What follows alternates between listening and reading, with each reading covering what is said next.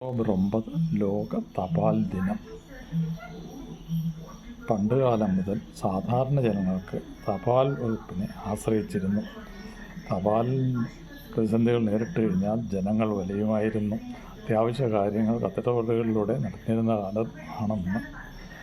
അന്ന് വിവിധ സ്റ്റാമ്പുകൾക്കായി പലപ്പോഴും നെട്ടോട്ടം ഓടേണ്ടി വരുമായിരുന്നു.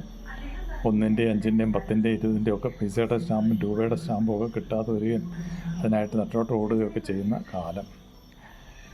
ഒരു തപാൽ സമരകാലത്ത് കുഞ്ഞുണ്ണി മാഷ് പാടി പാല് കെട്ടാലെടുത്ത് കളയാം തപാല് കെട്ടാലോന്ന്.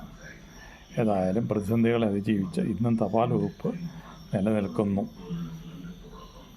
ഈ സ്റ്റാമ്പുകൾ ഡോക്ടർ രേഷ്മ കവയത്രി ചിപ്പി കോട്ടയിലിൻ്റെ ബാല്യകാലത്ത് തപാൽ സ്റ്റാമ്പ് കളക്ഷൻ ഹോബിയായി സ്വീകരിച്ച കാലത്ത് ശേഖരിച്ചു വച്ചിരുന്ന ചില സ്റ്റാമ്പുകളാണ് ഇവ നിങ്ങൾക്കായി സമർപ്പിച്ചുകൊള്ളുന്നു.